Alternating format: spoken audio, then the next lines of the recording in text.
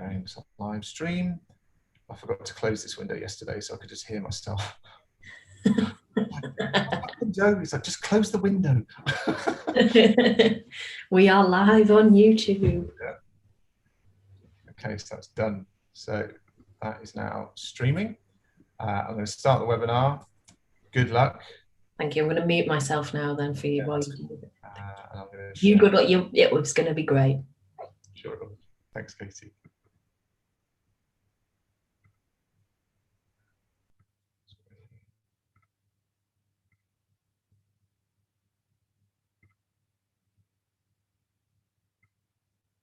I feel like a right doing this, but here we go.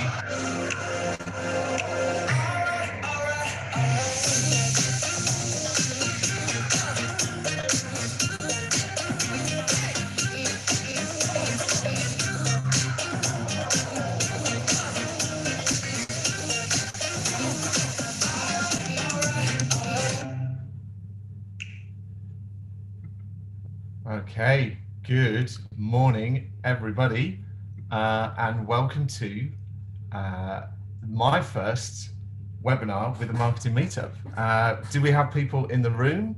We do. I think it's all working. Well, hey, great stuff. It is working. Okay, so first thing is, if you want to put something in the chat function, make sure that you've got it switched to all panelists and attendees. And yeah, let us know where you're from. So we've got people from York, and oh look, people recognize me already. Hi James, that's good. So first things first, let's address the elephant in the room. I am not Joe, and Katie is not Mike. The first part was planned, so a lot of you will know that Joe has had a baby, and he's off on paternity leave at the moment. So I'm stepping in to fill some very big shoes. When I spoke to Joe yesterday, and I've been speaking to him over the last week or so, I've never seen a guy more in love with a small human being. And as I'm sure you can imagine, Joe and his wife are doing an absolutely amazing job and making parenthood look really easy. So to introduce myself, my name is James Sambrook. I'm Joe's business partner.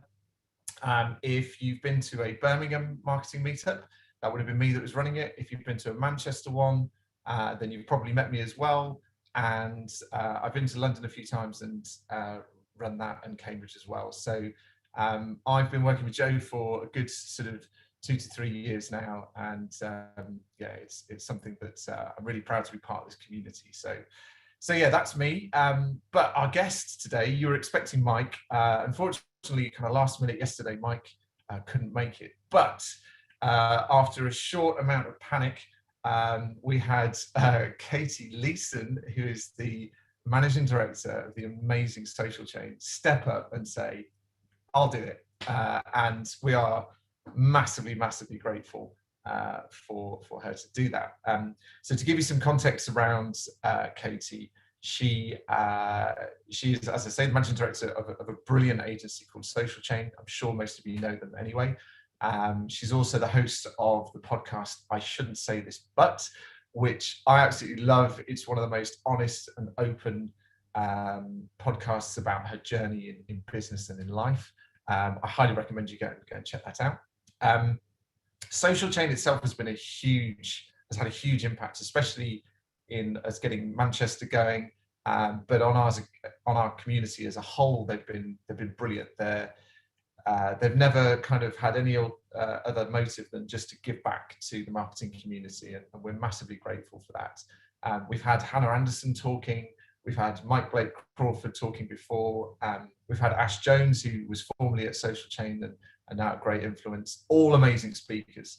And in a couple of weeks, we've got Eve and Theo from the Social Minds podcast, who are another two amazing human beings and a brilliant podcast that I highly recommend you go and check out. So today's session is going to be about psychology and how to break through on social media right now and in the future. I think it's something that a lot of us are fighting algorithms on social to try and get to cut through all the noise, and I think what Katy's going to go through is going to help you understand how to do that, which is really cool. We've got a short presentation by Katy, and then there'll be Q&A afterwards. So if you wiggle your mouse, you'll see the Q&A feature.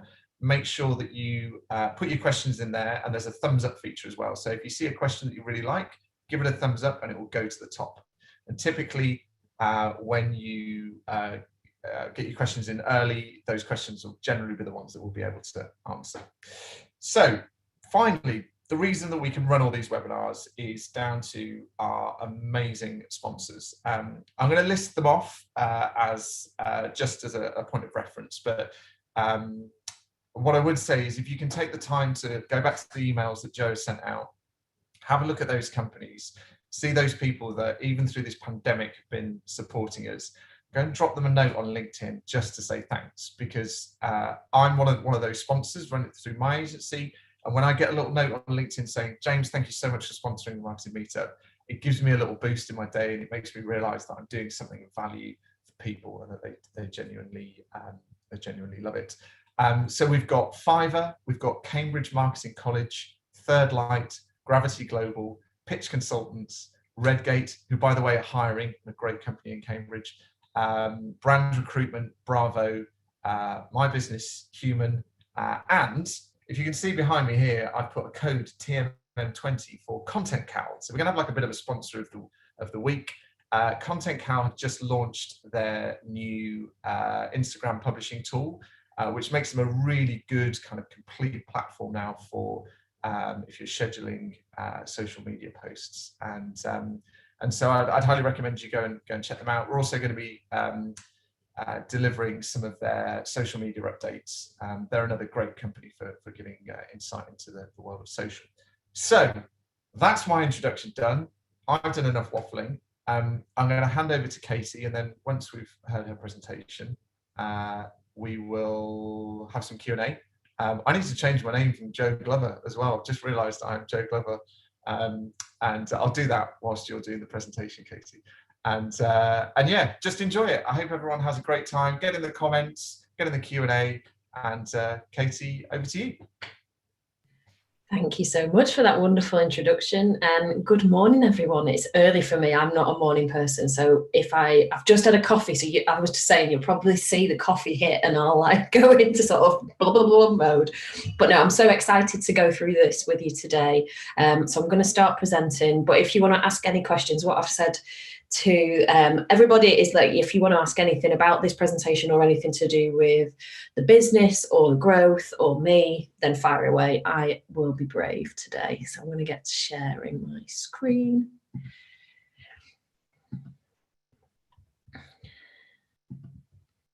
There we go. So can we all see that? We're good. Okay, so today I'm going to talk through how to hack the algorithm, how we use psychology to break through on social. And as you've been told, I am Katy. I'm Managing Director of Social Chain UK, and it's an absolute pleasure to be here with you this morning.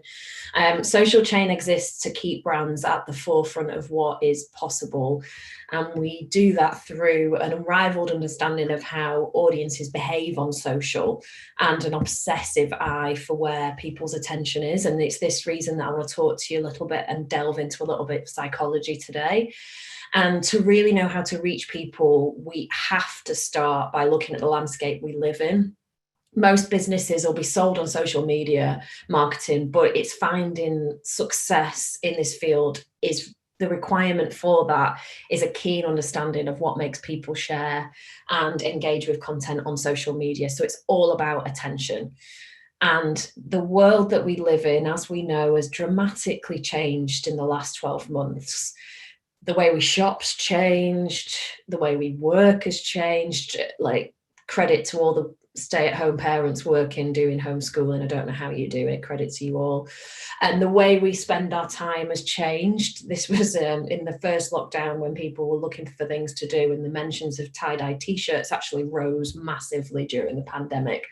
And the way we stay connected to our families and friends and the way we're networking like this morning has changed as well. And consumers are consuming more content as well. WhatsApp usage went up 40%. TikTok downloads have massively exceeded that 2 billion mark now.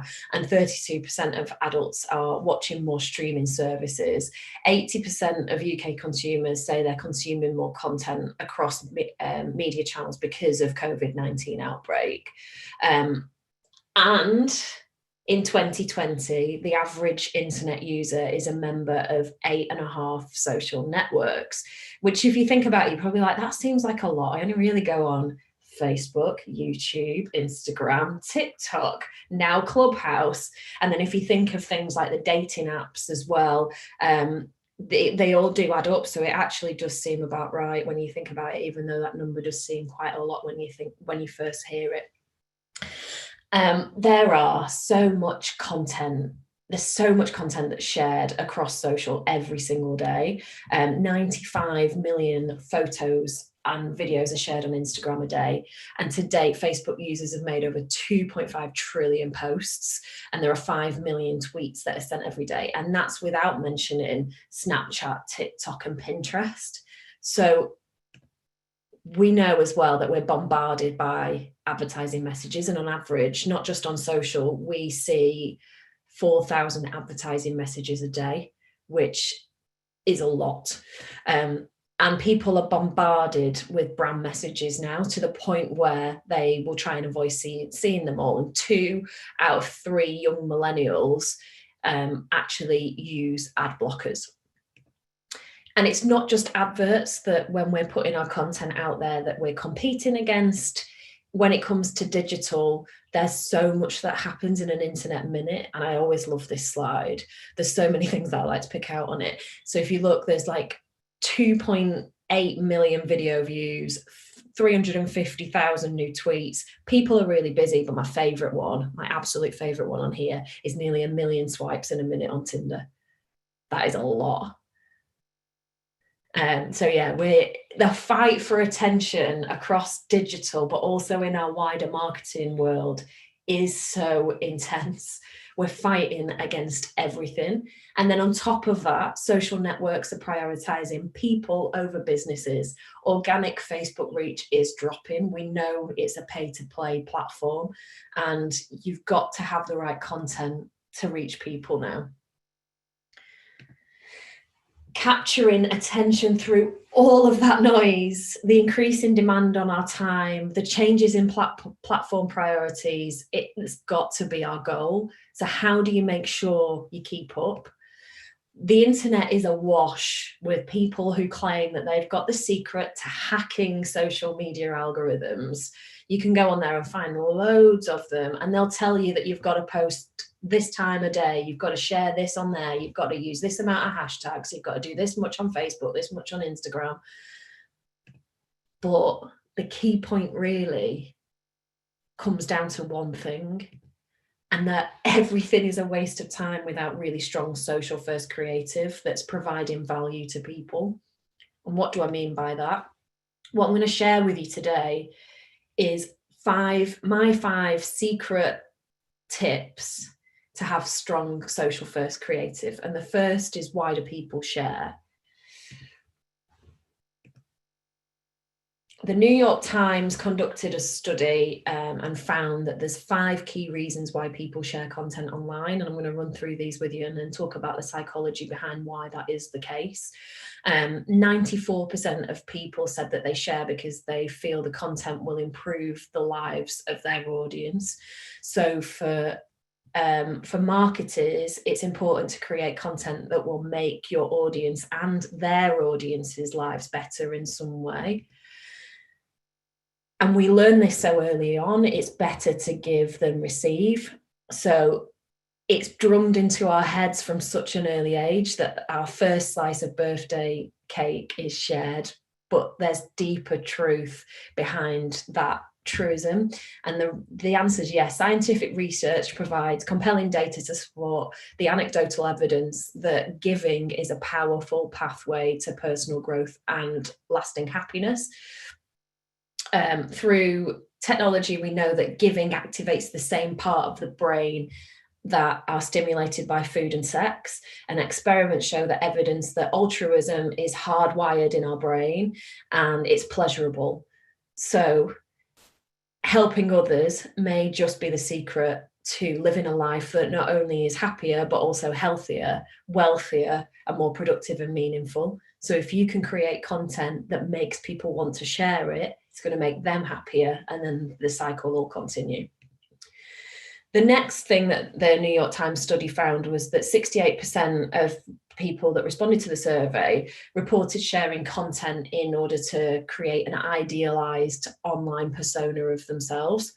So when you're creating content as a marketer, consider if it's something that fits with your audience's interests and whether they would be proud to share it as your first point of call.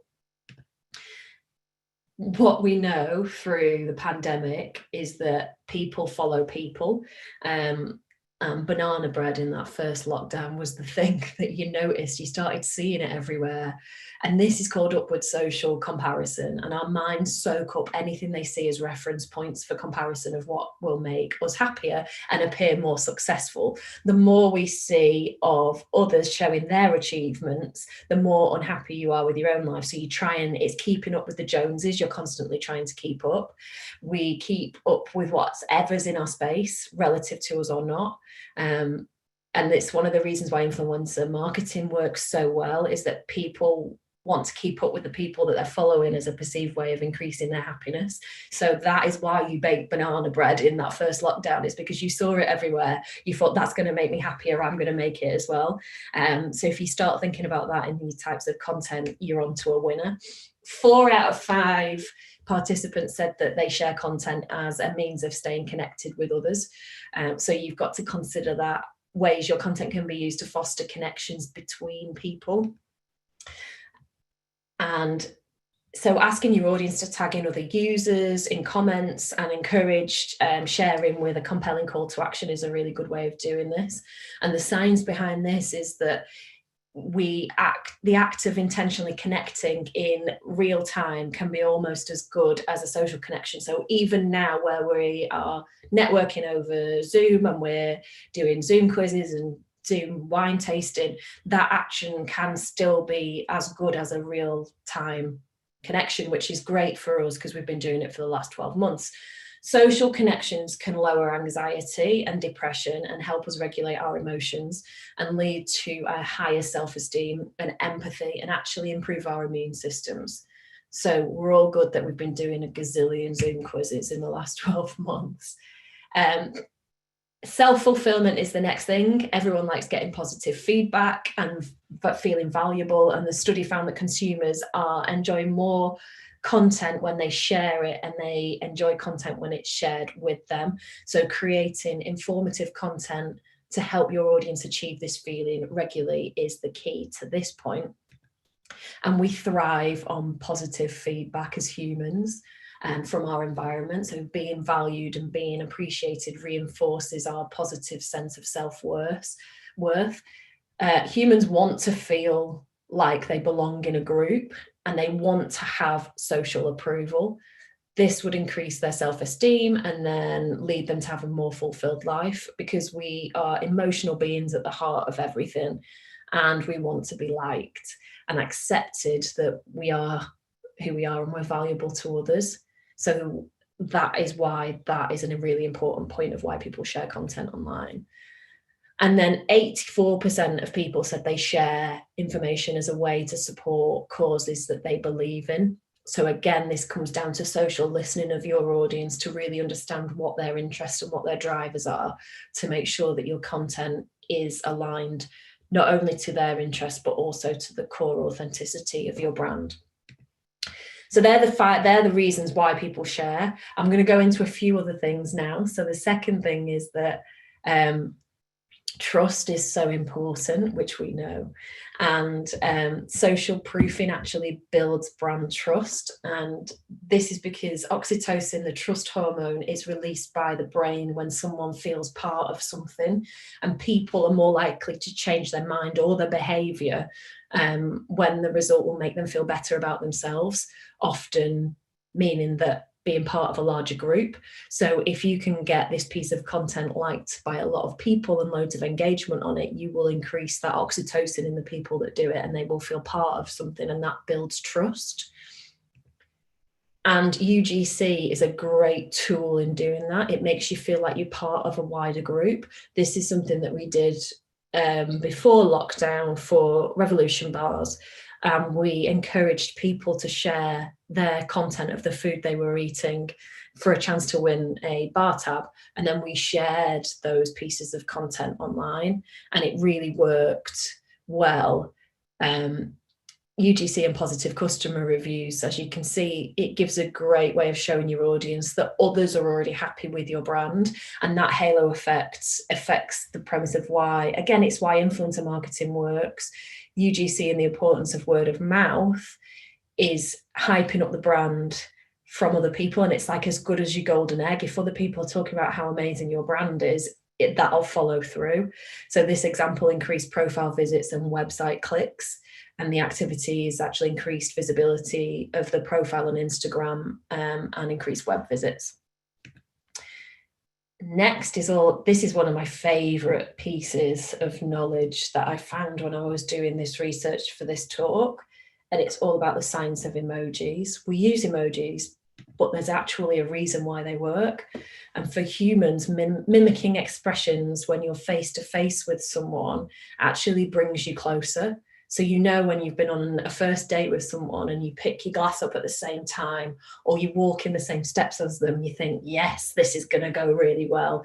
And that's because you're actually mimicking, and it builds closer relationships. And emojis actually activate the same part of the brain and replicates the same experience as those face-to-face interactions, which makes us more connected. So how can you use this? You can start to look at the tone of your social posts and check them for positivity and happiness.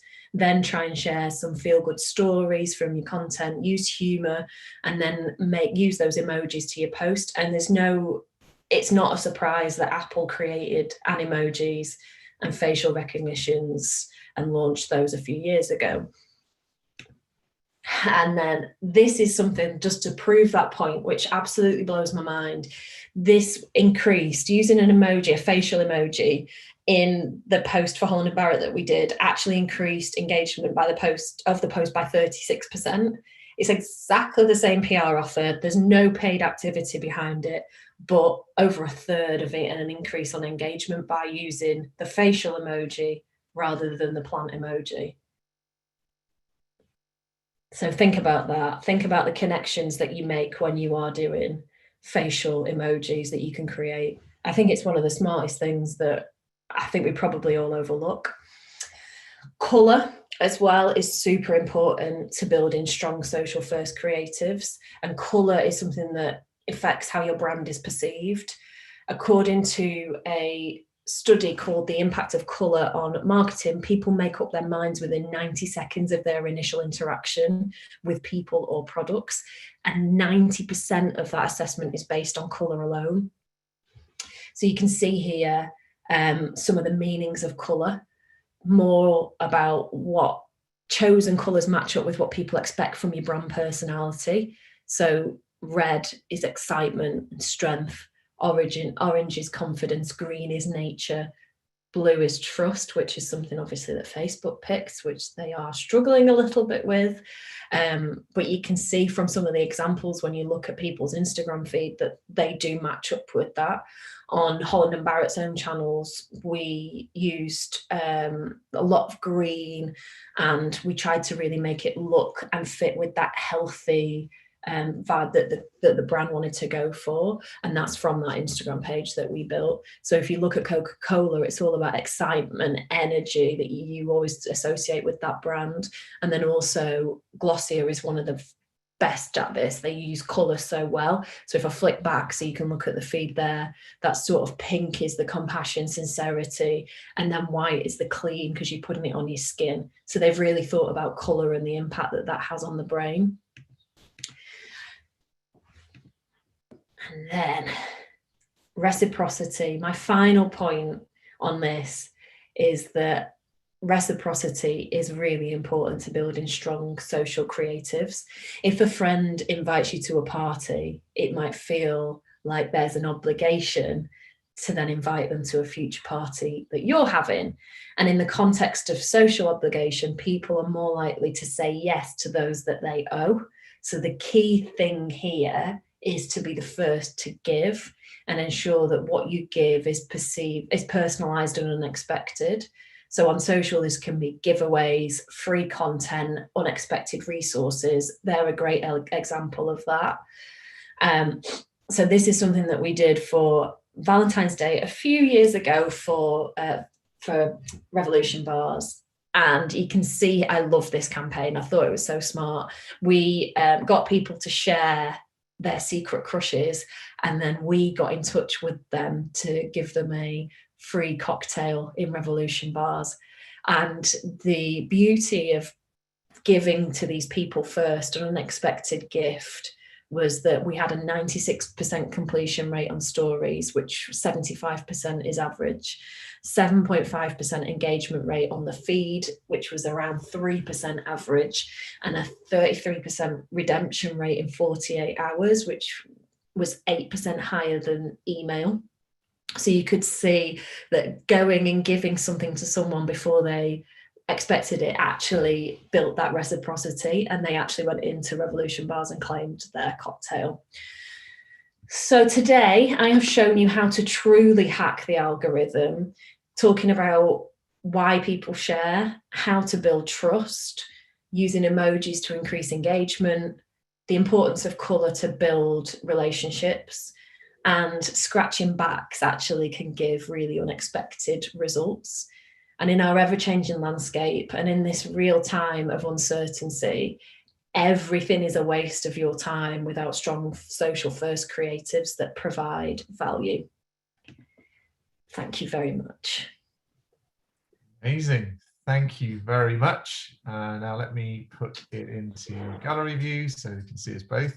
That's brilliant. There was a few comments in there that made me smile.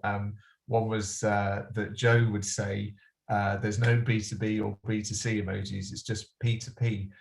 So yeah, it's funny the kind of, I think we've all got quite used to using emojis in our everyday life. And I know certainly 10 years ago, I wouldn't have imagined like sending something so informal to a client, but now I spend as much time sending memes and emojis to clients than I do to mates. And that's, to me, that's B2B, but there's it's all about building sort of personal relationships, isn't it?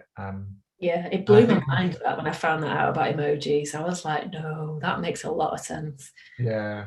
But it's not something I think the fact that you get them from your parents now as well, I think that's a sign that they're widely accepted that a 70-year-old sends you an emoji. But and I think also you made a really valid point around and I certainly believe that we sometimes forget that social platforms are there to be social, and that it's about conversation and it's about interaction. And so that was a really, really interesting presentation.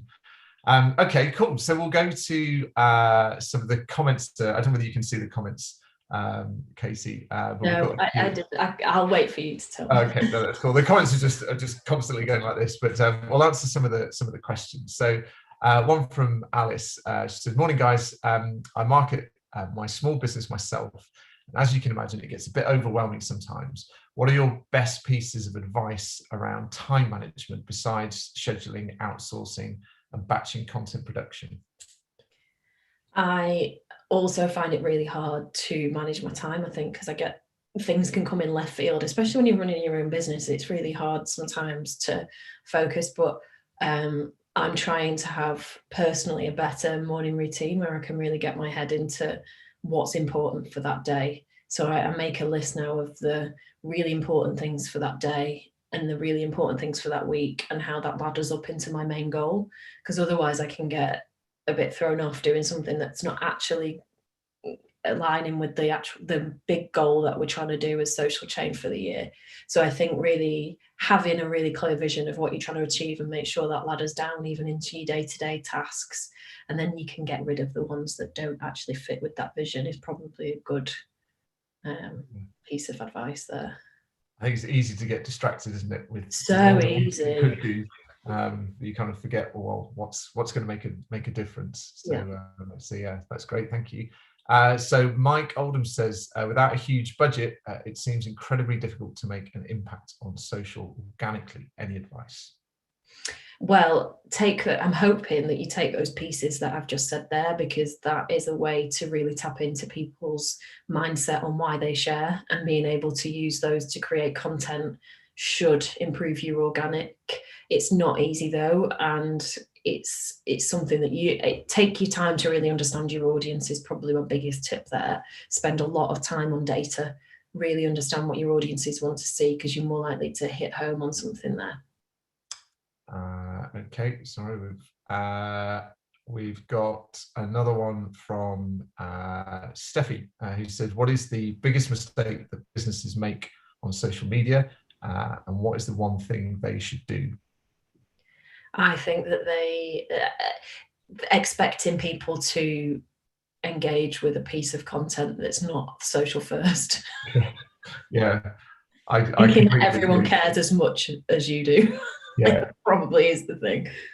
It's something that I've spoken with clients about a lot over the years. Is people don't care about the things that you care about. You need to think about what they care about. Yeah, no, it's very true. Okay, Dan Bassett, what are your thoughts on niche markets? Creating content that is niche, that will resonate, is extremely difficult when there is potentially only 1,500 people in it. I think though there you can really be niche with your content, and again understanding your audience to create content that resonates with that niche audience is probably a little bit easier than trying to go mass and engage in a massive audience, because you can really tap your content into what that audience care about. But again, it all goes back to data. I'll talk so much about data and understanding who your followers are and who your audience is that you want to reach, and just being obsessive about making content that's right for them. Yeah, no, that's great.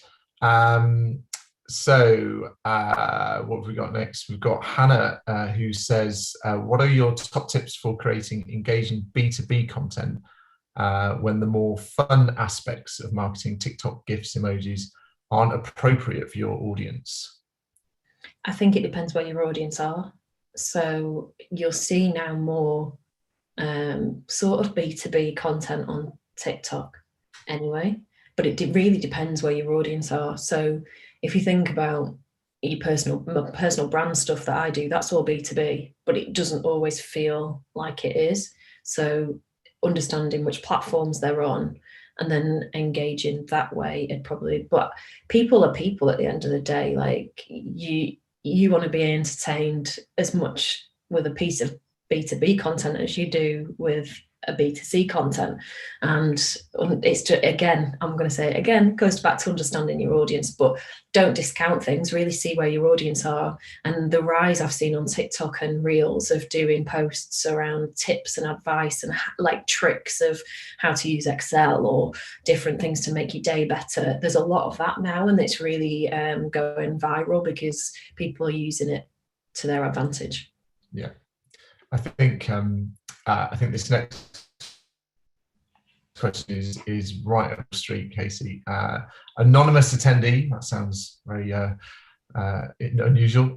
Casey, it's great to hear you speak today. Any tips for being brave This has come from an anonymous attendee. Well, first of all, put your name in, and that might help. I'm only joking. It's for being brave. It's for being brave and speaking up in meetings at work, even though you know you have good ideas. There's something that holds me back, and it's so frustrating. Oh, I've been there. There's a whole other thing that I talk about, and I've talked about it quite a lot over the past couple of years, and it was understanding that I really had imposter syndrome. I got promoted to managing director after 6 months at Social Chain, and it was like an absolute whirlwind for me, and I felt like I was going to let everyone down, and if I said something, people would laugh at me because I'd say something stupid. But I think the trick is just to try it. I never thought that I would be doing these talks. I never thought that I would be doing the podcast. But once you do that and just like put a little bit out there, no idea is a bad idea, and make sure that the environment that you share in the first time you feel really comfortable in, and then just start building on it. The trick is really to do it, unfortunately, and put yourself out of your comfort zone a little bit, but you can do that in a way that feels a little bit more controlled. And just remember that no one will think about it again if you say something that doesn't quite fit. People will move on, and then they'll be carrying on with their own day. Everyone's kind of more involved with themselves than you actually realize when you're in that sort of panic. So be brave, you can do it. Yeah, I think that's part of the job of a creative is to like, as an ideas person, I'm the same, like with clients, and sometimes I'm putting ideas out there that they just kind of go, really, James? And I'm like, no, not that one. Okay. But then, every kind of fourth, fifth idea blows them away and all is forgiven. So it's kind of like, sometimes you have to come up with stupid ideas because it can lead to other things. It can sometimes spark other ideas with someone else as well. You might say something that might not land, but it could, like, that one bit could really spark something in someone else that could be a brilliant idea. Yeah, definitely. We've got another anonymous attendee who says, how can we attract older CEOs and decision makers in big businesses on social media? I sometimes feel like the focus is all on millennials. Well, it's kind of where people are as well. So who are the audiences on those channels? If you're talking about how to get older CEOs into the benefits of social, I would say that it's getting much better at that. I think when I first started out in Social Chain and social media, the actual net result of a social post was all around engagements and not really down to a business decision.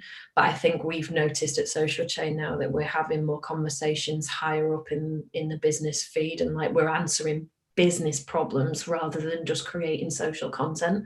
So I think it's an education piece around the benefits of social, and it's definitely getting better. We're noticing now that we're having more conversations with more senior people within companies rather than digital social leads. But it's just an education piece. Yeah. I've got a question here from Laura, who I think you sort of partly answered this, but when your audience is across multiple social platforms and you're a small B2B business and you're the only one in marketing, of which there's going to be a lot of people in this situation, where should you focus your efforts? So one of the reasons that I do my podcast is because it gets me so much content that I can use across other channels. So the reason that it's there isn't because I want to build a podcast audience, even though I love doing it, but actually that content then can be spread across all of my channels. So a lot of what I say on the podcast will then get snippeted out and I'll put it on LinkedIn, the same with Instagram. And it's an effective use of your time in doing that way. There's nothing wrong with repurposing the content that's fit for the channel. You've just got to think about what the most effective use of your time is and being able to. So I used to write articles for LinkedIn and I used to hate it because it used to take me ages because I couldn't write. But once I moved to the podcast, then I could take the podcast content and film it. You take snippets of that for different channels, take snippets of it for writing little articles on LinkedIn. And that's what I found was the best use and the most effective.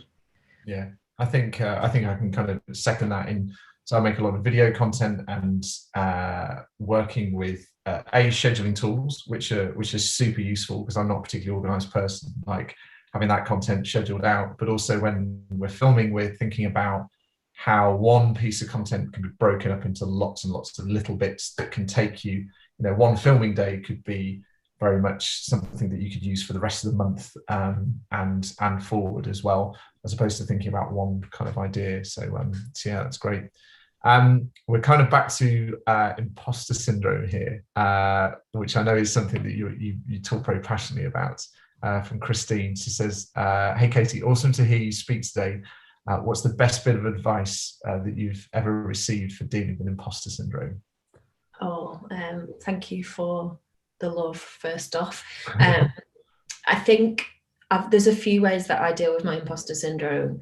And I think the best bit, it came about because I'd never heard of it, but I started to see a therapist about it because I was really struggling. I just felt like I was letting Social Chain down. I was letting myself down. I was letting the team down because I wasn't putting myself out there and I didn't feel like I was living the role.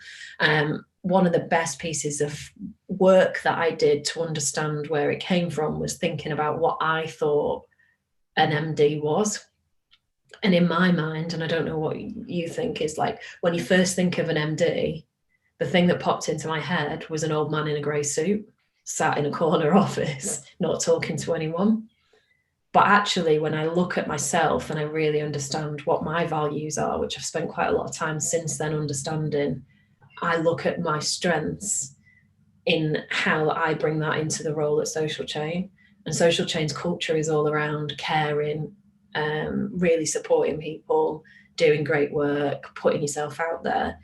And I realised that my values of caring and wanting to make sure that everyone's okay and putting that into my work is actually the reason why I'm good at what I do. So I think probably the biggest tip is to really step back, look at yourself, and then like try and understand why you are in that role.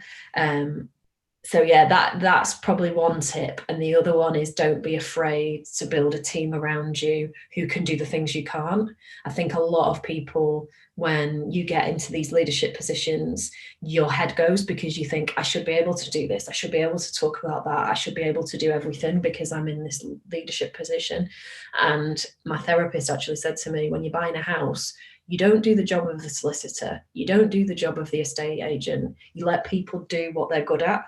And that is probably one of the best pieces of advice I've been given. And that's how I've built my team out. I've got people who are way better than me at numbers and people who are way better than me at creative. And letting go of that control has been a lifesaver for me. Yeah, I think also you would have been the same, Katy, that you come across a lot of people that are running businesses or owning companies. And when you kind of really get to know them, they all have it. They all have imposter syndrome. And I've heard people who are multimillionaires telling me that they're making it up as they go along.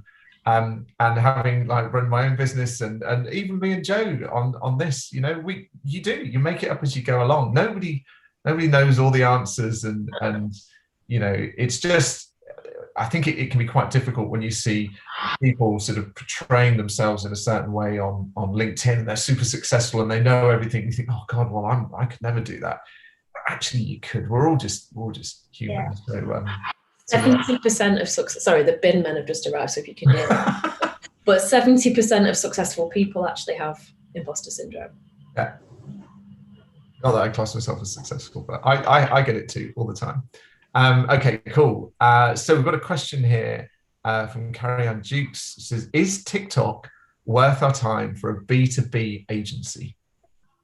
It depends on your audience.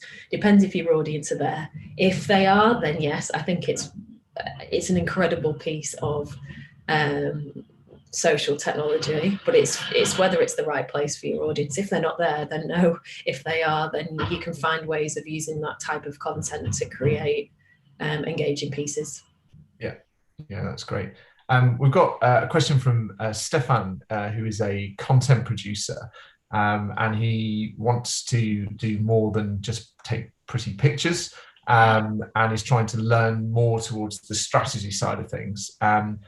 He says, do you recommend any online resources or books for someone wanting to educate themselves apart from the marketing meetup, obviously. Yeah, this is the main thing, right? Well, what else do you need, Stefan? Come on. But yeah, is there anything that you've read recently that's that you or you sort of follow online or anything like that? Yeah, I think the thing with reading books, like with social, is that it can change so quickly. So I think there's a few things you can do. Not to do a plug on Social Minds, but it is brilliant. I'll plug it. It's great. It's so good. The Social Minds podcast is just, the guys do such an incredible job with it. So if you've not listened to that, I would do that, because it's got some great tips on there. We try and follow our pages as well, because as I say, we exist to keep brands at the forefront of what's possible. So we always try and demystify what's going on in social. But I'd also think that there's a few good resources online, and a few of the platforms have got really good podcasts. The name escapes me now, because as I say, it's early, and I'll try and think of some. And I'll send them over to you so you can share some good resources. But there's just a plethora online. You can just really get into it that way. I'd probably say. And just playing, to be honest, just looking at what people are doing and seeing what's getting engagement is a great thing to do. But a couple of tips for you on Instagram right now is that likes aren't as important as people saving and sharing your content. So if you're making content for Instagram, try and think of ways that will make, if you wanted to save that for future, that's actually really powerful at the moment on the algorithm. So saving and sharing is a priority on your Instagram, and that's a little secret tip. Yeah, I think it's because it's very easy to just go swipe like, whereas actually when you're doing more like commenting and sharing, it shows that there's a more powerful emotion behind there. So yeah, that's a good one.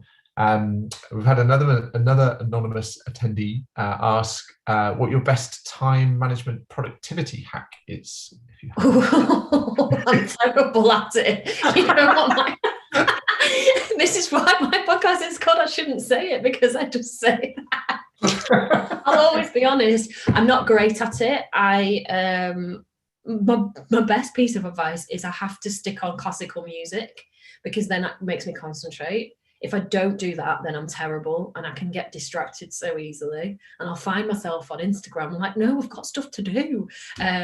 So yeah, I think putting on classical music, listening to that, getting my head into it, and really sectioning time off. I get really distracted if my inbox is busy, so I have to set certain times of the day where I just clear my inbox, answer the emails, so that's off my head. And I've started creating my to-do list on a Sunday night, so it doesn't impact my Sunday night sleep and Monday. And in that, I write my top goals of the stuff I want to do that week, and I just keep checking in on myself in the morning. Yeah, I'm not the person to ask about that. Yeah, I'm probably the same as you, and I have to put things in a diary that I know have to get done. But so, for instance, I send a monthly kind of email newsletter, and I've said to myself, it always has to go out in the first week of the month. Come hell or high water, it has to go out in that first week, and I've never missed it because it's like a fixed feature. So I think if there's things that you want to get done, just have them as fixed features in your diary. And I think that's certainly been something that's been useful for me, because yeah, I'm terrible as well. Yeah. So Jemima, hey Katy, enjoying your speech. What are your best pieces of advice for A, creating social media posts that are eye-catching and engaging whilst promoting the brand? B, how to create the best persona for promoting content? Some of the best pieces that you'll see online are really aligned to brand values. So if you think about the ones that really live their values online, Yorkshire Tea is one, is just incredible on social, and they create a great persona on their Twitter. Innocent were the ones that started it. They just created an amazing personal repertoire with their customers. There's a few others. I mean, we'll all have seen of the Weetabix and Beans chat that happened, and the reason that worked is because so many brands used their personality to respond to it. And I think that's an amazing way of doing it, really looking at what your values are as a company, and then getting someone in or doing it yourself if you're on your own, is just making sure your content is authentic to that. And then in terms of colour and content-wise, again, it's just thinking about what you think your audience will engage with, and think about those colour wheels as well. The stuff I showed you before, the different colours evoke different emotions, and making that align with your values as a company and what you're trying to get people to think about you. Yeah, that's great. Okay. So Katie Strickland, she says, great talk, Katie. How would you recommend tackling social proofing elements for highly skilled technical B2B? That is a good question. It's a tricky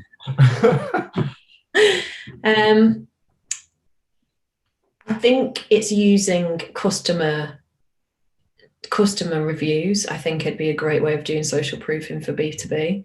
So asking customers for feedback and asking whether you can share it.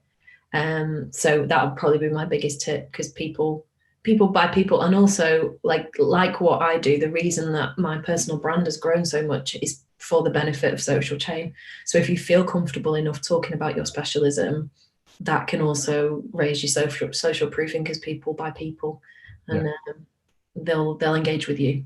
Yeah, people like to follow journeys. I've enjoyed following your journey. It's a really weird kind of slightly voyeuristic thing to be following people that you don't know, but it's inspiring to, you know, other people trying to do similar things, and, you know, in turn that's helping sell, you know, your company. So yeah, that's good advice.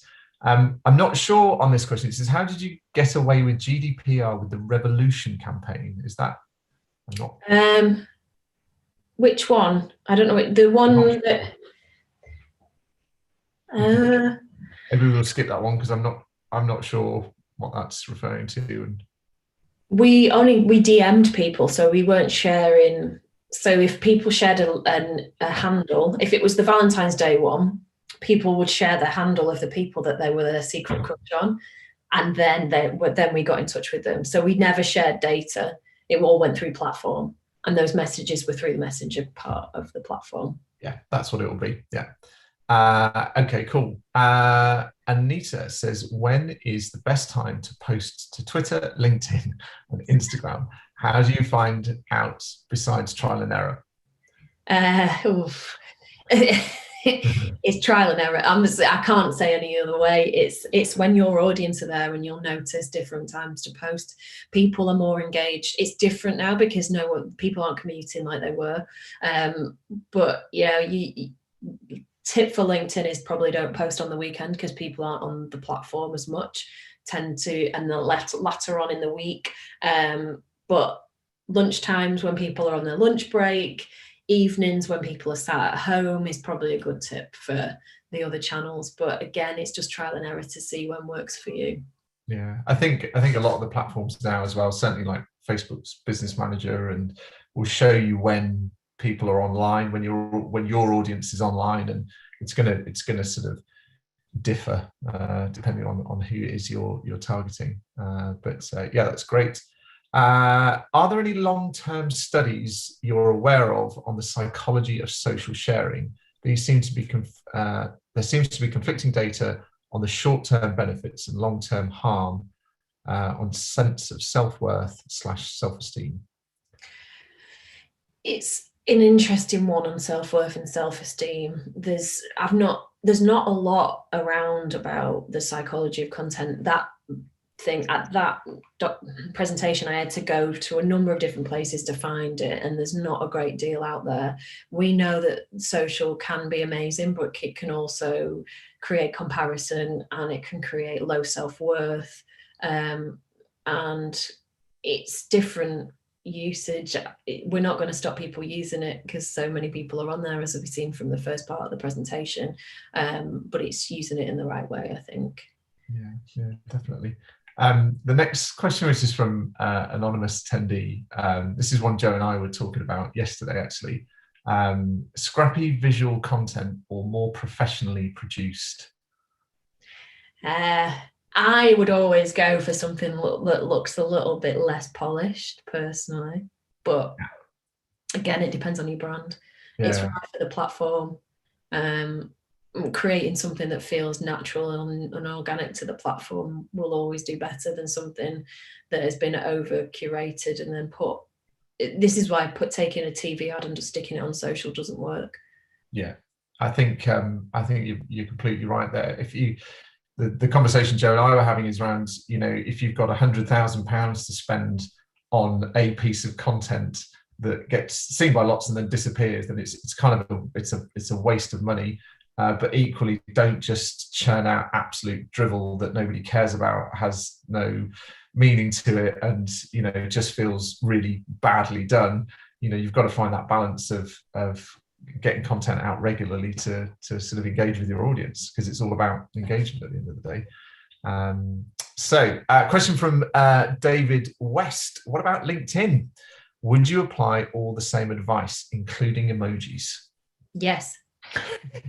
100%, David. Yeah, try it and see. But yeah, I think LinkedIn is a fabulous platform, and you can meet so many people on there. I've seen some comments saying that LinkedIn, they use it on the weekend. It might work for you. It's just when I've done mine, it doesn't work as well. So it is trial and error depending on your audience that are on there.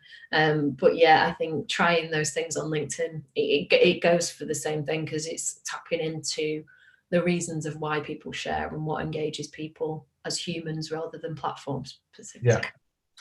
Cool. So Matt has said, the way I communicate with clients is now very different to how it was 10 years ago, which I think is a fair comment.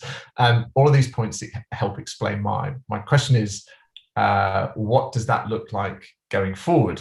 What's next? And that maybe comes into the question that we were talking about beforehand with like Clubhouse and, what's your kind of, it's probably a slightly broader question, but what's your kind of predictions? Where do you see the kind of exciting developments going forward? Well, we know that e-commerce on social is going to be huge. So that's something to really consider depending on your brand. And I know there's a lot of people on here, so I don't know everyone's background, but thinking a few steps ahead in terms of your e-commerce journey from social, because that is going to be big when they get that right. TikTok are also looking at a similar thing. So they're developing an e-commerce platform within the TikTok themselves. So that's something to consider. AI is something as well. Creating augmented reality as a way to engage people is something to really think about. And then voice is very, very interesting, and the rise of Clubhouse. Clubhouse is an interesting place to be if you're not on there yet and you're waiting for your invitation. I wouldn't say that you're missing out too much at the minute. There is some good conversations and it's great for networking, but it's quite contained at the moment as to the people that are on there. I did my first session last week as an Ask Me Anything, and it went well, but I'm trying to also figure out what its usage is. You can build connections very quickly on there, and it's great if you want to it's like a live podcast basically, so you can it's best when you get guests on, because that spreads your reach a little bit further.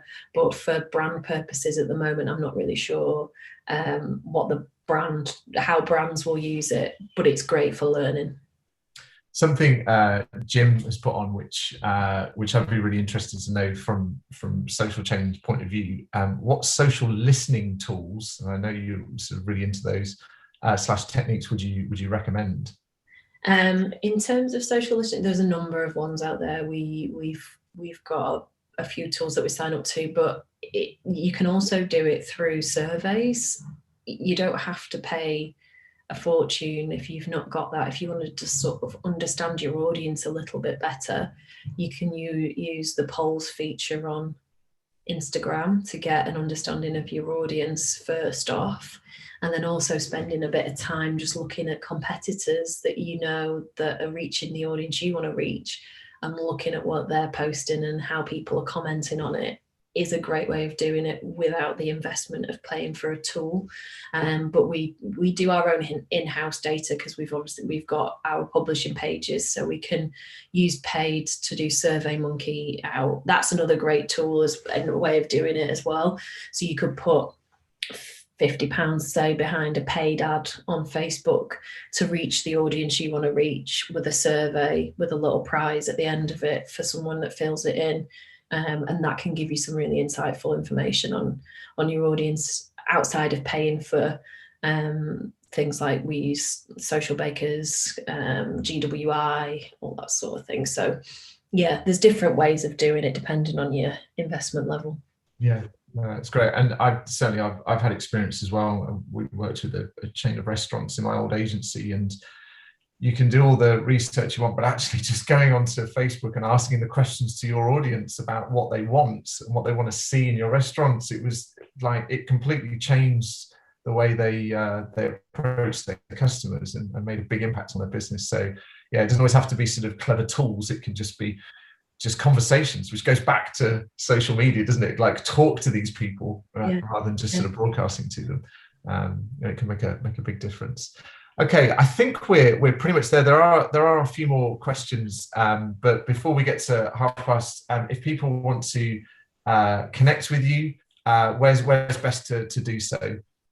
You can find me on LinkedIn, you can find me on Instagram, on Twitter. It's all the same. It's at Katy with a Y and Leeson, Leeson. Brilliant. Thank you so much, Katy. And thank you again for, us chucking this at you and you turning it around in probably 12 hours. Just absolutely amazing. I don't think any of us have slept to make sure that this happens. So eternally grateful. We'll send out a summary of this afterwards. It's streaming to YouTube, so you can catch up again on YouTube. And thank you again to our amazing sponsors. And next week we have David Hyatt on from Hyatt Denim. And if you don't know about David, then he is out of all the people we've ever had on the webinar or speaking to us at an event, David is the one that I've always wanted on because he is an absolute inspiration. So go and check out Hyatt Denim. And yeah, we're going to get some nuggets of wisdom next week as well. But thank you all for being here. Really appreciate everyone who's been in the comments. And yeah, it's been brilliant. Thank you, Katy. And hopefully we'll see you again. Yeah, thank you so much for having me. All right, you take care. See you guys.